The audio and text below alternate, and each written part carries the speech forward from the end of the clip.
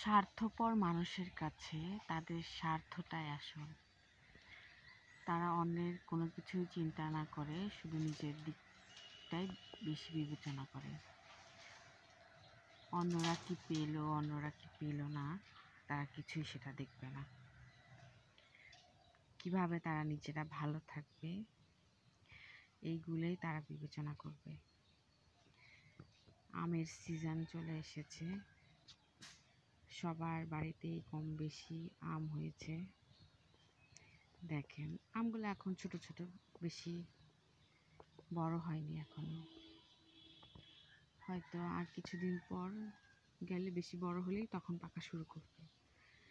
এখন এত বেশি পাকে নাই। এক একটা আমের সাইজ এক এক রকম এবং নামও এক একটা এক এক রকম। দেখেন আমি একটু জুম করে কাছের থেকে দেখাচ্ছি। দেখেছেন? মনে আছে যে আমরা 9-10 একটা উপন্যাস পড়েছিলাম, 1000 বছর ধরে? কার কার মনে আছে? আমাদের জীবনটাও ঠিক 1000 বছর উপন্যাসের মতো।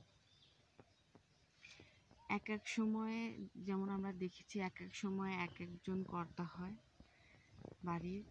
আমাদের লাইফেও ঠিক তেমনি এক এক জেনারেশনের পরে এক এক জেনারেশন আসে। ঠিক আছে, মাশাআল্লাহ মা আমগুলো ধরেছে, মাশাআল্লাহ।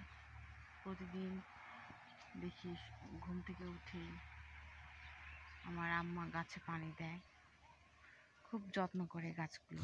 যত্ন না করলে আসলে কোনো কিছুই ভালো থাকে না। ঠিক আছে, যত্ন, মানুষ হচ্ছে যত্নের পাগল, যেমন তেমনি গাছের যত্ন না করলে গাছ বড় হয় না, ফলও দেয় না। দেখবেন একটা মানুষকে যতটা আপনি যত্নে রাখবেন সে তত ভালো থাকবে, সে তত সুন্দর থাকবে।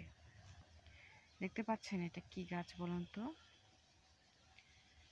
এটা হচ্ছে করমচা গাছ।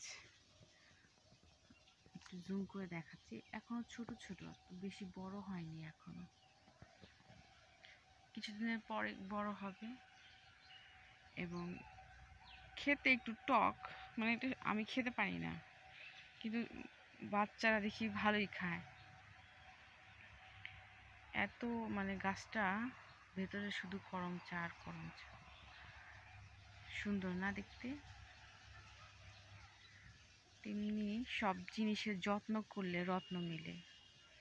সব জিনিসই আপনি যত্ন করবেন, ভালো থাকবে, জিনিসগুলো সুস্থ থাকবে, সতেজ থাকবে। এই গাছের মতো সম্পর্ক জিনিসটা এইরকম।